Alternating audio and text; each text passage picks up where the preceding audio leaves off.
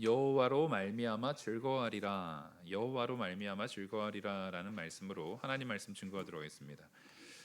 이 스가랴에서 지금 계속 얘기하고 있는 것이 하나님께서 구원을 약속해 주시고 또 그 구원을 하나님께서 이루시겠다라는 것입니다. 그리고 그 이루심의 역사는 하나님의 때에 있고 하나님께 속하여져 있는 약속입니다.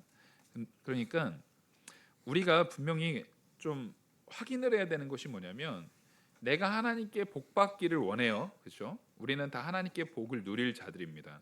근데 여러분, 내가 받고자 하는 복이요. 세상의 비중이 크신가요? 영적인 부분에 있어서의 비중이 크신가요? 이거를 분명히 잘 구분하셔야 돼요. 그러니까 나의 신앙 상태에 대한 부분을 어떻게 세워나가는가가 되게 중요하거든요. 근데 우리는 그러면 세상 것은 다 필요 없고 난 영적인 것만 추구한다. 그럴 수 있는 사람이 없습니다. 100% 그럴 수 있으면 가장 훌륭한 사람일 텐데 그럴 수 있는 사람은 없어요. 그거는 우리가 스스로 인정해야 돼요. 나는 그럴 수 있는 사람이 아닙니다. 목사인 저만 그런 게 또 저만 워낙에 세속적인 목사라 가지고 그런가요? 우리가 그럴 수가 없는 존재예요. 그래서 분명히 이 가치체계에 있어서 육적인 복에 대한 부분도 구하지만 영적인 복에 대한 부분도 균형을 잡아야 돼요. 근데 균형을 잡는다고 하면은 우리가 자꾸만 생각하는 게 뭐냐면 한 50대 50 이렇게 한다고 생각을 해요. 사실 이건 균형을 잡는 게 아니에요. 우리에게 있어서 균형이라는 것은 누가 기준이냐면 하나님의 은혜 안에서의 기준 안에서 균형을 잡아야 되거든요. 하나님께서는 우리에게 요구하시는 게 여러분 영적인 것의 회복을 바라셔야 됩니다. 그러니까 당연히 초신자 때는 균형추가 어떻게 돼 있을까요? 초신자일 때는요. 이 영적인 것과 육적인 부분에 있어서 영적인 것과 육적인 부분에 있어서 좀 요렇게 예를 들어드리면 좋을 것 같아요. 예를 들어서 이게 균형 잣대라고 치죠. 그러면 우리는 반반을 원하지만 하나님의 은혜, 하나님께서 우리에게 주시는 복이라는 것을 얘기를 할 때 육적인 복이 있고 영적인 복이 있어요. 근데 초신자면 육적인 것을 구하는 게 많겠습니까? 세상에서의 복, 뭐 건강이라든가 자녀가 잘 되는 거라든가 돈을 잘 버는 거라든가 뭐 이런 부분에 있어서 육적인 것에 대한 비중이 더 많아지겠죠. 초신자일수록. 그리고 믿음 초신자가 아니고 오래 다녔어도 신앙생활을 오래 했어도 믿음이 연약한 자들이 있어요. 그 경우에는 육적인 것이 길어질 겁니다.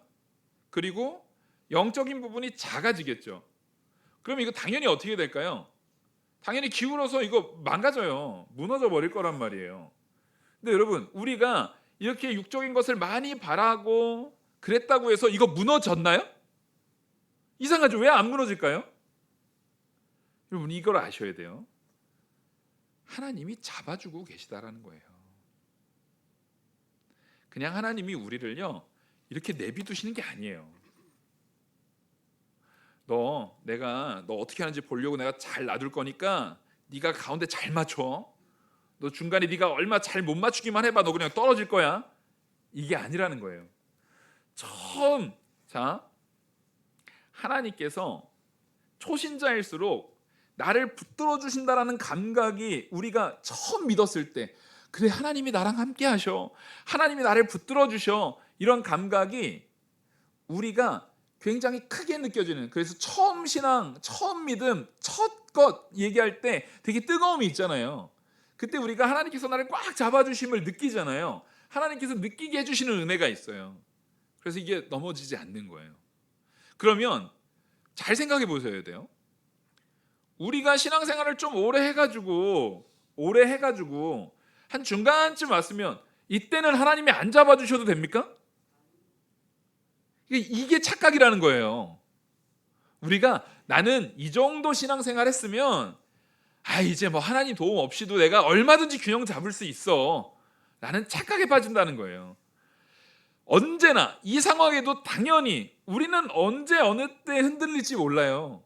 하나님이 이때도 잡아주셔야 돼요. 그러면 더 나아가서 우리가 이제는 육적인 것을 요만큼밖에 안 바래요. 예? 육적인 것을 요만큼밖에 안 바라고 영적인 것을 훨씬 많이 추구해요. 그럼 이때는 하나님이 안 잡아주셔도 됩니까? 아니에요. 맞아요. 이때도 하나님이 잡아주셔야 돼요. 그러니까 우리가 이걸 잘 이해하고 계셔야 돼요. 근데 하나님께서는 언제나 잡아주시는데 오히려 이 움직임을 하나님께서 더 바라시는 것이 아니라 하나님께서는 여기에서 이렇게 당겨주고 계시다라는 걸 보셔야 돼요. 이게 어떤 느낌인지 아시겠어요? 이게 지금 이쪽이 영적인 것을 추구하는 거고 이쪽이 육적인 것을 추구한다라고 볼 때 하나님께서 우리를 처음 시작이 이렇게 될 거라고요. 육적인 것에 많이 치우쳐져 있어요.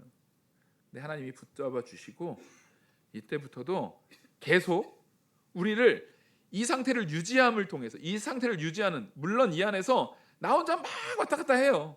나 혼자 막 왔다 갔다 해요. 근데 걱정하실 것이 없는 게 누가 나를 잡고 계십니까? 하나님이 날 잡고 계시다니까요. 그러니까 여러분 낙심하지 마세요. 두려워할 것도 없어요. 담대함을 가지시는데 대신에 교만하지 마셔야 되는 거예요. 하나님이 나를 잡고 계시다라는 것을 인지하고 교만하지 말아야 되는 거예요. 그래서 교만하지 말라는 거예요.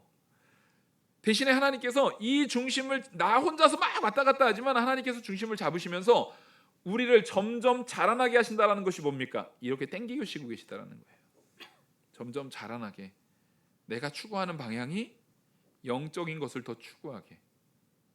그러면 나의 자라남을 바라볼 수 있는 것은 뭐냐면 내가 지금 신앙생활을 오래 했는데도 불구하고 내 마음이 육적인 것에 많이 가 있으면 오래도록 신앙생활을 했는데도 자라남이 있는 거예요, 없는 거예요? 자라남이 없는 거예요. 이게 바로 부모를 근심케 하는 믿음이에요. 나이가 40이 됐는데도, 나이가 뭐 50이 됐는데도 엄마 밥 줘, 엄마 밥 줘 이러고 있는 거예요. 엄마 깎아 이러고 있는 거예요 지금. 그러면 부모가 근심이 돼요, 안 돼요? 근심이 됩니다. 하나님께서는 지금 우리를 계속 이렇게 땡기시고 계시는 거예요. 근데 하나님께서 아니 하나님은 능력이 있으신데 확 땡겨버리면 되지. 아니 그러면 되잖아요. 근데 그렇게 하면 누가 다쳐요? 내가 다쳐요. 하나님은 우리를 아주 존귀하게 여기고 계세요. 아주 인격적으로 대하고 계시고요. 그래서 여전히 우리 마음이요, 이 세상 것에 나는 육적인 이익에 가득 차 있어요.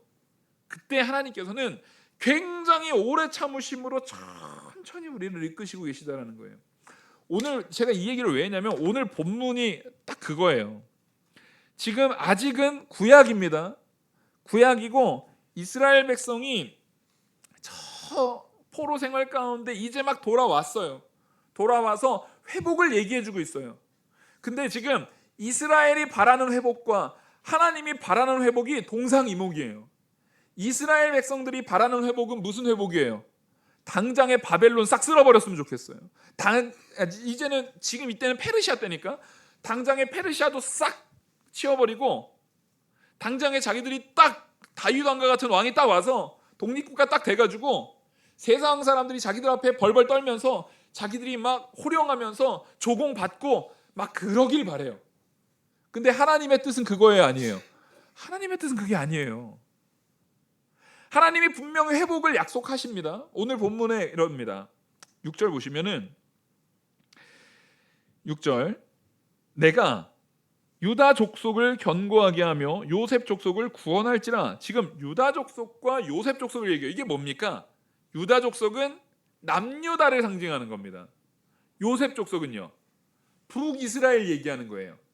북이스라엘이 에브라임 지파를 필두로 해서 나머지 에브라임 지파가 가장 대표가 되는 나머지 지파들이거든요. 남유다는 유다 지파와 베냐민 지파 이 정도라면 위로는 북이스라엘은 에브라임 지파를 필두로 한 나머지 지파들이에요. 근데 에브라임이 누굽니까? 요셉의 둘째 아들이에요. 에브라임이 요셉의 둘째 아들입니다. 첫째 아들은 누구예요? 므낫세란 말이에요. 므낫세. 그럼 원래 장자가 므낫세인데 야곱이 복을 내릴 때 어떻게 내려요? 손을 엇갈려서 내려요. 그래서 장자의 복이 에브라임에게 갔어요. 장자의 복이 에브라임에 가서 실제로 에브라임 지파가 주된 주력의 이 가치 체계를 가져갑니다. 두 몫을 받는 거예요. 그래서 나눠질 때도 에브라임 지파가 사실상 요셉 지파의 뭐가 돼요? 장자가 되는 거예요. 둘째로 태어났지만 야곱 자신도 둘째로 태어났지만 장자의 복을 받은 것처럼 자기의 아들 요셉도 분명히 거의 마지막에서 두 번째로 태어났음에도 불구하고 요셉에게 장자의 복을 준 것처럼 마찬가지로 이 요셉의 아들 가운데에서도 에브라임에게도 둘째, 그러니까 야곱부터 사실상 에브라임까지요, 장자가 장자의 복을 받은 적이 없어요. 쭉 다 장자가 아닌, 그리고 에브라임도 차자로서 장자의 복을 받아요. 근데 그 에브라임이 먼저 범죄하기 때문에 하나님께서 에브라임과 유다, 북이스라엘과 남유다라고 했을 때 누가 먼저 멸망하게 합니까? 아수르에 의해서 에브라임, 북이스라엘이 먼저 멸망하게 해요. 여기서 말하는 요셉 지파는 이 북이스라엘을 얘기하는 겁니다. 북이스라엘이 멸망하고 남유다, 북이스라엘은 아수르에게 멸망했고 남유다는 누구한테 멸망합니까? 바벨론에 멸망하거든요. 바벨론에 멸망해가지고 이 시간차가 약 이제 추정 연대마다 다른데 130년, 140년 정도 차이가 나요. 130년에서 140년도 정도 차이가 나거든요. 그러니까 사실상 굉장히 에브라임 때도 남유다도 타락했어요, 안 했어요? 타락했는데 하나님이 다윗 때문에, 진짜 이거는 철저하게 다윗 때문이에요. 다윗을 봐서 하나님이 엄청 참아줘요. 누구를요? 남유다를요. 이게 부모의 신앙이, 우리가 정말 세상의 이런 그런 거에 흔들리는 것이 아니라 내가 믿음을 온전히 세워가지고 내 믿음의 유익이 되는 것에 철저하게 기준을 두고 살아간다는 것이 나만을 위한 것이 아니라 내 자녀에게 되게 중요한 거예요, 안 중요한 거예요? 그거 엄청 중요한 거예요, 진짜. 남유다가 에브라임, 이 요셉 지파보다, 북이스라엘보다 140년이라는 시간을 더 하나님한테 긍휼히 여김을 받고 하나님이 참아주신 이유는요, 진짜 다윗 때문이에요. 그냥 그 이유 말고는 다른 이유는 없어요. 이게 얼마나 중요한지 몰라요. 그러니까 내가 누가 돼야겠어요? 우리가 다윗이 돼야 됩니다. 우리 특별히 여기 우리는 바울은 있는데 다윗은 없잖아요, 그죠? 젊은 남전도회가 생겨가지고 다윗 하나 생겼으면 좋겠어요. 굉장히 중요한 거예요. 굉장히 중요한 거예요. 우리가 다윗의 마음가짐으로 신앙생활하는 것이 나를 살리고 내 가족을 살릴 뿐만 아니라 내 자손, 내가 못 볼 자손의 만대에 이르기까지 살리는 것이 다윗의 믿음이에요. 그래서 이 140년의 차이가 나는데 이들을 하나님께서 어떻게 한다고요? 구원해 주신다는 거예요. 유다 족속도 견고하게, 유다 족속을 다시 견고하게 한다는 것은 하나님께서 유다 족속을 한 번도 버린 적이 없다라는 것을 좀 강조하는 거예요. 에브라임 지파는 다시 구원한다, 다시 돌아오게 만든다, 그리고 내가 너희를 구원한다라는 것이, 이들이 결국에는 다시 구원해서 만나는 시점이 있어야 되잖아요. 만나는 시점이 있어야 되는데 140년이나 떨어져 있었어요. 140년이나 떨어져 있었고, 실제 나중에 이스라엘 보면은요, 사마리아인들에 대해서, 사마리아인들은 원래 북이스라엘 사람들도 일부 있었지만 대부분은 이민 해외지, 말 그대로 다른 지역의 포로들을 데려와다가 여기에서 말 그대로 종족을 섞어버렸단 말이에요. 인종적으로 섞어버렸단 말이에요. 그래서 사마리아인들을 말 그대로 이방인 취급해버리고 이방인보다 더 못하게 취급한 게 예수님의 이 공생애의 기간 동안에 나오잖아요. 사마리아인들 아주 부당하게 대우하는 거. 그러니까 그 사마리아인들이 사실상 북이스라엘에 속해 있는 자녀들이지만 그들을 이스라엘 백성들은 인정을 하지 않아요. 근데 예수님은 인정합니까, 안 합니까? 예수님은 그들을 인정합니다. 엄밀히 따지면 사마리아인들은요, 이방인보다도 더 먼 자들이에요. 이스라엘의 입장에서 이방인보다 더 못하게 여기는 게 사마리아인들이었어요. 근데도 불구하고 누가 그들을 복음으로, 참된 믿음의 자리로 품어버려요? 예수님이 품어버린다고요. 자, 이걸 잘 보셔야 돼요. 지금 여기서 말하는 구원, 내가 그들을 긍휼히 여김으로 그들이 돌아오게 하리니 그들은 내가 내버린 일이 없음같이 되리라. 나는 그들의 하나님 여호와라. 내가 그들에게 들으리라. 지금 그들을 다시금 회복시켜서 만나게 하고 그 모두를 다시 다 돌아오게 하는 것이 육신적으로, 물리적으로, 육신적인 바램으로 이루어졌는지를 한번 돌이켜보자고요. 실제로 이 사람들이 다시금 서로 만나게 되는 지점은 이스라엘이 아니에요. 이스라엘로 돌아온 사람들은 몇 명 안 돌아왔어요. 이스라엘 백성 다른 지역에서 나고 자란 사람까지 다 치면은요, 채 포로로 잡혀갔던 사람의 10%도 돌아오지 않았어요. 그리고 시간이 엄청 지났지 않습니까? 에브라임까지 따지면 에브라임 지파가 포로로 잡혀간 다음에 140년이 지났고, 그 다음에 그때부터 유다 지파 멸망하고 나서도 70년 포로 생활 끝났고, 그 다음에 또 한 18년 지난 시점이에요. 그러니까 지금 적어도 230년, 좀 길게 잡으면 거의 한 250년까지의 차이가 나는 시간이에요. 그동안에 다른 지방에 있었어도 자녀들이 많이 자라났겠습니까? 안 자라났겠습니까? 자녀들이 늘어났겠어요? 안 늘어났겠어요? 늘어났겠죠. 근데 그 사람들이 다 돌아왔어요? 아니에요.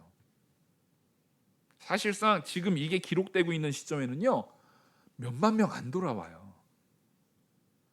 나중에 뭐 에스라도 있고 느헤미야도 나오잖아요. 하나님의 회복을 막 얘기를 하는데, 에스라 때도 그렇고 느헤미야 때도 그렇고, 제가 지금 왜 스가랴에서 이걸 자꾸 얘기를 하냐면, 스가랴에서 말하고 있는 초점, 스가랴가 사실상 신약 성경과 연결되는 제일 중요한 부분의 선지서기 때문에 그래요.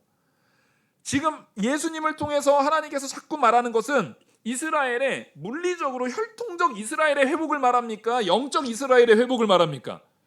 예, 영적 이스라엘의 회복을 말하잖아요. 예수님이 공생의 기간을 통해서, 그리고 제자들을 통해서, 서신서들을 통해서 계속 말하는 게 혈통적 이스라엘의 회복이 아니라 영적 이스라엘의 회복이잖아요. 근데 그거를 먼저 말한 선지서가 스가랴예요. 이 스가랴에서 그걸 말하고 있어요. 영적 회복을 말하고 있어요. 그래서 여기서는 지금 사실상 요셉 지파는 아수르한테 포로를 잡혔는데, 아수르를 누가 멸망시켜요? 바벨론이 멸망시켜 버린단 말이에요. 남유다를 멸망시킨 바벨론이 아수르도 멸망시켜서 사실 그때 제국에서 같이 만나요. 그렇게 만났다고 해서 에브라임, 그 북이스라엘의 사람들이 이스라엘로 많이 돌아왔습니까? 실제로 돌아온 사람들 명단 보면은요, 북이스라엘 사람 명단은 명단으로 기록된 사람은 한 명도 없어요. 명단에 기록되는 것은 다 제사장 집안, 레위 집안 뭐 이런 사람들이에요. 레위 자손, 그리고 유다 자손, 이 사람들만 기록이 되지, 정작 북이스라엘에 있었던 지파의 어떤 누구도 기록되지 않아요.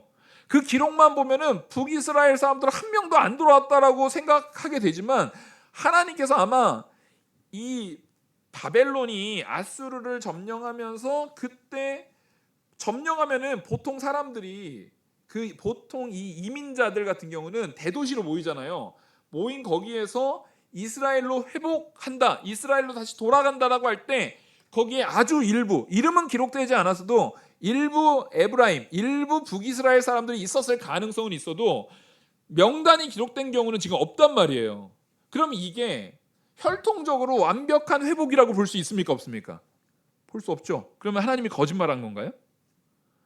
이거는요, 분명하게 예수님께서 신약에서 이면적 유대인이 진짜 유대인이 아니고, 영적 유대인이야말로, 내면적 유대인이야말로 진짜 유대인이다라고 말하는 그 말씀과 같은 겁니다. 혈통적인 것, 육신에 대한 부분이 아니라 영적 각성, 영적 회복을 이제부터는 하나님이 모든 하나님의 택한 백성을 살리는 가치 기준으로 세우겠다는 거예요. 그게 이미 어디부터 이미 적용되고 있는 겁니까? 구약에서부터 적용됐고요. 그럼 이거는 이때 구약의 후반부, 선지서대는 구약의 후반부에서만 적용이 됐느냐? 그렇지 않죠. 우리는 다 알다시피 이스라엘 백성들이 출애굽할 때 그 전에는 기본적으로 가족 단위였고 부족장 단위였기 때문에 그렇다 치지만 이스라엘이 출애굽할 때만 하더라도 이제는 거의 하나님께서 아직 국가가 생기기 전이지만 굉장히 큰 무리로 끌어오잖아요. 그때 이스라엘을 따라 나오는데 완벽하게 아브라함의 혈통적 자손들만 있지 않았어요. 그 안에 많은 애굽의 포로로 잡혀 있었던 많은 인종들이 섞여 있었습니까? 안 섞여 있었습니까? 섞여 있었습니다. 그리고 모세의 아내 역시도 사실상 이방인이에요. 더 나아가서는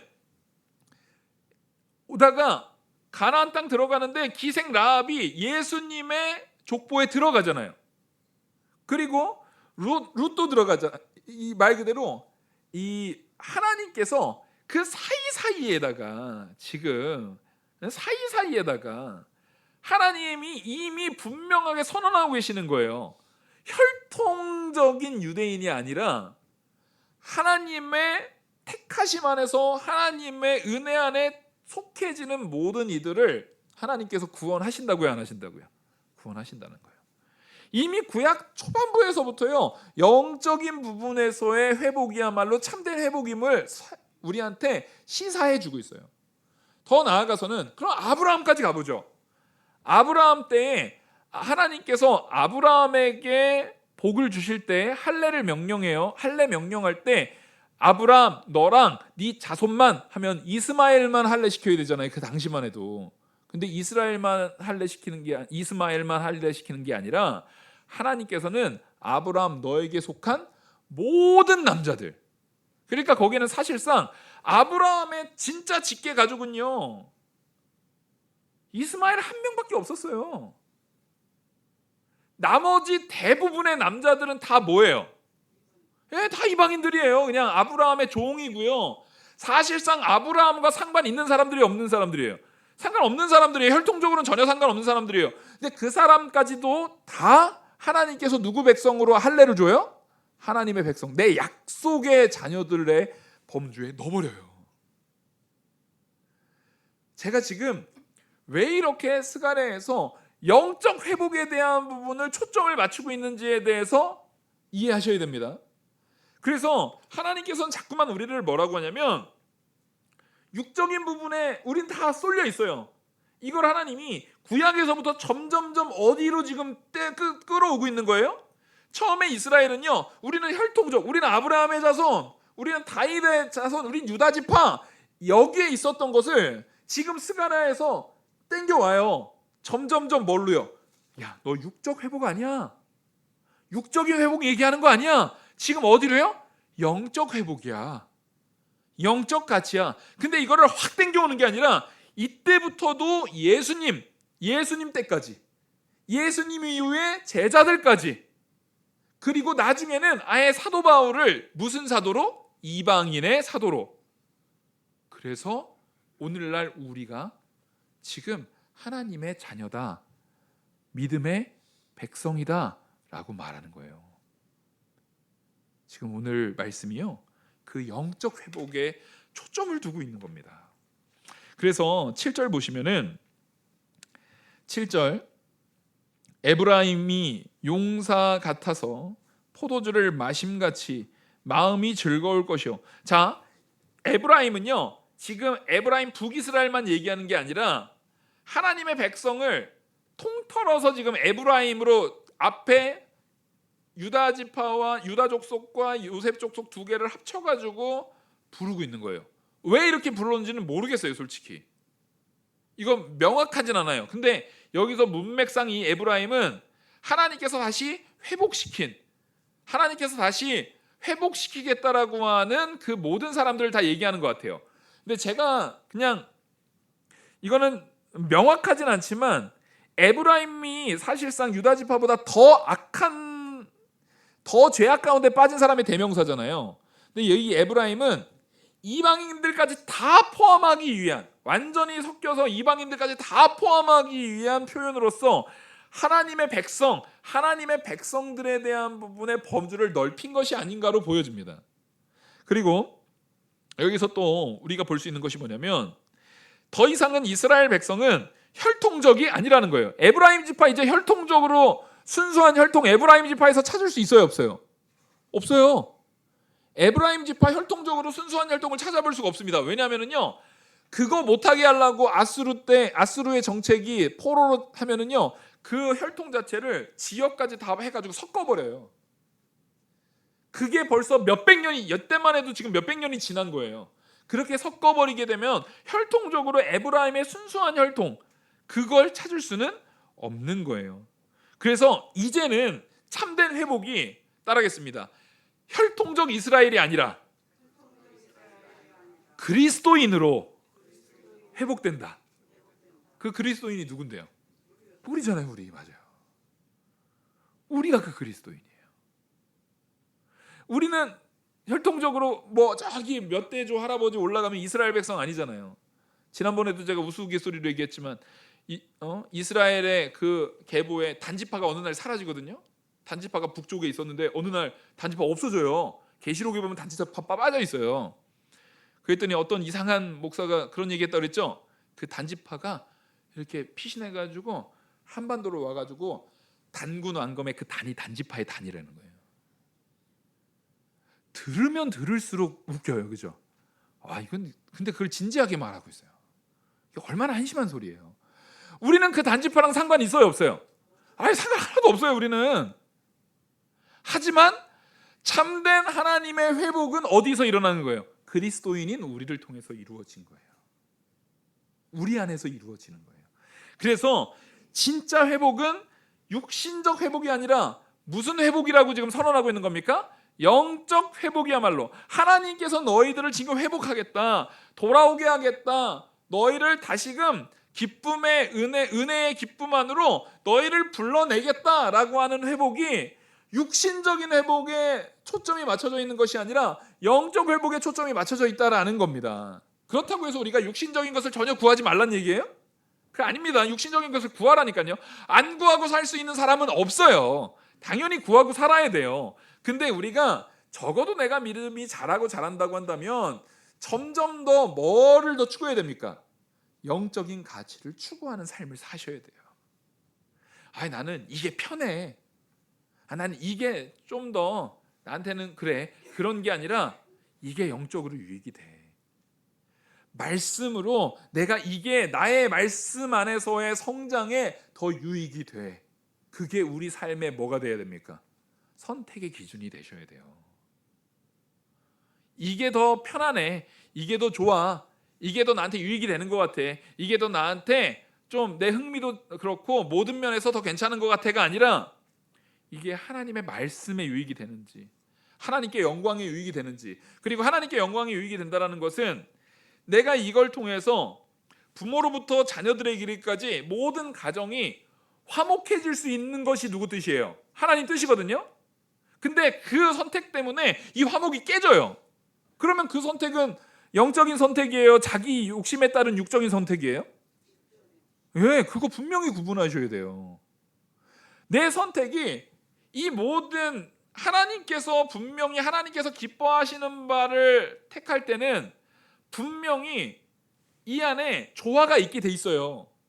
근데 내가 하는 선택들이 어떤 사람은 극단적일 수도 있고, 어떤 사람은 자기 유익만 찾을 수도 있고, 어떤 사람들은 다른 사람을 전혀 고려하지 않고 하는 걸 수도 있어요. 그게 어떤 내용이든 그 선택 때문에 가장 1차적인 것은 가정이 깨진다. 부모와의 관계, 자녀와의 관계, 그 다음에 형제와의 관계, 이런 것들이 깨진다. 그러면 하나님께서는 그렇게 형제를 사랑하지 않고 하나님 사랑하는 거 거짓말이라고 분명히 말하죠. 부모 공경하지 않으면 아예 죽이라 그래요, 그 사람. 무슨 얘기인지 아시겠죠? 자녀의 관계에 있어 자녀 노엽게 하지 말라 그래요. 이 관계를 하나님의 말씀 안에서 모두가 순종해 나가면, 물론 거기에서는 당연히 중심 인물들이 있을 거예요. 그 가정에 신앙의 호주들이 있어요. 그 사람이 중심을 잡아서 이걸 깨지지 않는 하나님 앞에 온전한 선택을 하려고 언제나 뭘 해야 됩니까? 온 힘을 다해서 기도하고 준비하고 붙들어야 돼요. 그냥 평소에는 신앙생활 바로 기도도 안 하고 아무것도 안 하다가 툭 선택하고 이거 안 됐어요. 그건 무책임한 짓이죠. 항상 최선의 기도와 노력 가운데 하나님께서 주시는 이 조화를 온전히 이루려고 애쓰는 신앙의 성도가 되어야 돼요. 이게 지금 육적인 걸 추구하는 겁니까? 영적인 걸 추구하는 겁니까? 이거야말로 영적인 걸 추구하죠. 왜냐하면 이걸 추구해내려면 누가 희생해야 돼요? 내가 희생해야 되거든요. 본인이 이 영적인 가치를 세워나가려고요, 더 많이 섬겨야 될 거예요. 더 많이 사랑해야 될 거고요, 더 많이 힘써야 될 거예요. 그거를 힘쓰고도 전혀 그거에 대해서 고마움으로 돌아오지 않을 수도 있어요. 여러분, 되게 웃긴 게, 내가 누구한테 잘 섬겨주고 잘 대해주고 내가 온 희생을 다하면은 사람들이 그거 정말 다 인정해 주던가요? 별로 그렇지 않아요. 집에서 어머니들이 얼마나 희생을 하고 얼마나 애들한테 해요. 근데 애들 짜증나면 엄마!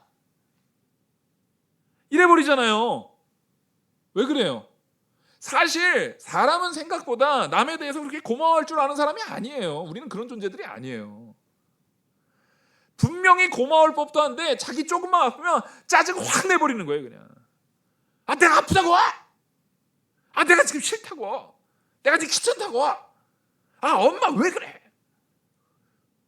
이게 다 우리한테 뭐 저런 인간이 어디 있어 라고 생각되지 않고 그럴 수 있지 라고 하는 것은 우리가 다 그거를 일정 부분 알고 있어요. 지금 이거는 어디에 속해 있는 거예요? 내 육신의 이익에 따라서 살고 있는 거예요. 그러면 우리는 뭘 추구해야 되느냐? 이 본문에서 말하는 것처럼 하나님께서 우리에게 기쁨을 줄 거예요. 처음에는요, 포도주를 마심같이 마음이 즐거울 것이다 라고 할 때 왜 포도주를 마심같이라고 표현하냐면, 포도주를 마시는 것, 이런 물질적으로 포도주를 마시는 것 자체가 우리한테 기쁨을 주죠. 예? 이게 1차적인 기쁨이에요. 우리가 믿음이 연약할 때는요, 하나님 앞에 우리가 구하는 것도 그래요. 하나님, 저 이제 막 신앙에서 신앙생활 오래 했어도 믿음이 연약한 사람들은 보통 기도가 하나님의 영광을 기도합니까? 하나님 앞에 하나님 저 이것도 필요하고요, 이것도 필요하고요, 이것도 주세요, 이거 기도합니까? 구하는 기도를 많이 하잖아요. 기도의 이 흐름이요, 육적인 것에 치우쳐져 있어요. 믿음이 연약할 때는. 근데 우리가 믿음이 점점 자라나면 자라날수록 구하는 기도가 많아집니까? 하나님의 본질적인 영광을 찬양하고 감사하고 하나님을 보다 알기 위한 기도가 많아지겠습니까? 당연히 이쪽으로 가는 거예요. 당연히 이쪽으로 가는 게 맞아요. 근데 여전히 내 간구가 물질적인 것, 구하는 것, 하나님 저 이것도 필요하고 우리 애들 잘 되게 해주시고 저 건강 좋아지게 해주시고요, 돈 잘 벌게 해주시고요, 직장 잘 되게 해주시고요, 애들 대학 잘 가게 해주시고요, 이런 거에 있다면 지금 우리가 균형은 안 맞는데 하나님이 붙들어주고 계시는 거예요. 하나님은 지금 계속 이쪽으로 땡기고 있는데 누가 안 가려고 죽어라고 버티고 있는 겁니까? 우리가 안 가려고 계속 버티고 있는 거거든요. 우리가 지금 그 방향에서 버티고 있는 거거든요. 그래서 우리가요, 자꾸만 기도의 방향도요, 하나님께서 영적 회복으로 우리를 이끄신다면 나를 어떻게 도와야 돼요? 하나님의 이끄심에 반응하도록 두는 것이 건전한 믿음이에요. 그게 자라나는 믿음이에요. 그래서 처음에는 포도주를 구할 수 있어요. 포도주를 통해서 즐거움을 얻어지는 것은 육신적인 즐거움이죠. 그거야말로 여러분 이거 필요한 겁니다. 이거 하나님께서 주신다고 하는 거예요. 필요 없다는 얘기 아니에요. 여러분들이 건강도 구하십시오. 돈 열심히 일한 만큼 충분한 성과, 충분한 결과를 내가 받을 수 있는 사회가 되게 해달라고 기도하세요. 부자가 되기도 구하시고요, 자녀가 잘 되기로 당연히 구하셔야죠. 자녀 기도 안 할 겁니까? 당연히 해야죠. 애들이 되도록이면 공부도 잘하고 성실하고 건전한 아이로 자라길 바라시는 거지, 나중에 자녀 등쳐먹으려고 기도하시지 않잖아요. 얼마든지 기도하세요. 그 기도하시는데 그 기도를 하면서 내가 특별히 자녀에게 바라는 것처럼 하나님께서 나에게 바라는 것이 무엇일까를 생각하면서 기도한다면, 그것을 조금이라도 더 생각하면서 기도한다면 하나님의 은혜, 하나님의 사랑, 하나님의 이끄심의 부분이 조금씩 넓혀질 겁니다.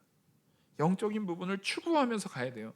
그래서 오늘 본문의 마지막에 우리한테 이걸 요구하시는 거예요. 뭘 요구하시냐면 7절 하반절, 그들의 자손은, 이게 지금 포도주와 같은 즐거움을 줄 건데 이 즐거움이 누구에게까지 갈 거냐면요, 자손에게까지 갈 거예요. 그러니까 우리의 신앙이 중요하다고요, 안 중요하다고요?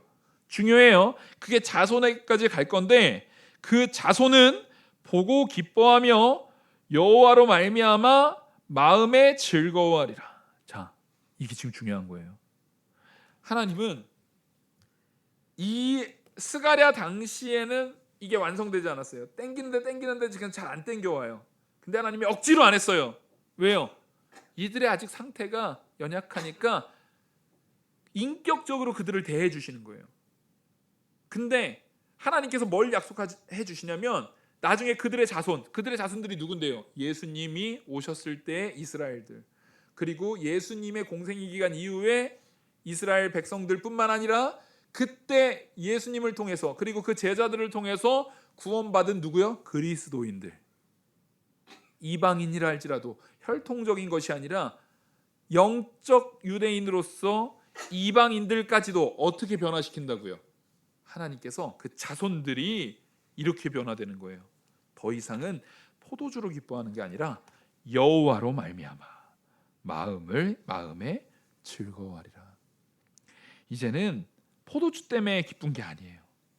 내 건강 좋아져서, 돈 많아져서, 내 자녀가 잘 돼서, 내 사업이 잘 돼서 그런 걸로 잘 되는 것이 아니라 그냥 하나님만으로 감사한 상황.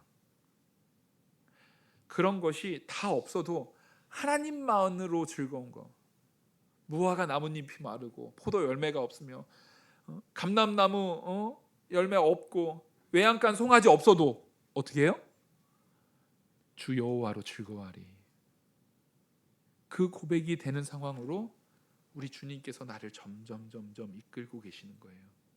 그리고 결국 우리를 그렇게 자라나게, 더 나아가서는 우리 자녀들 때는 그게 더욱더 풍성하게 회복되도록, 그리고 영원이라는 시간 속에서 우리가 천국에 거할 때는 이 모든 것들이 완전하게 회복돼서 우리 다 영화를 누리도록 하나님께서 이끄실 줄 믿으시기를 간절히 축원합니다.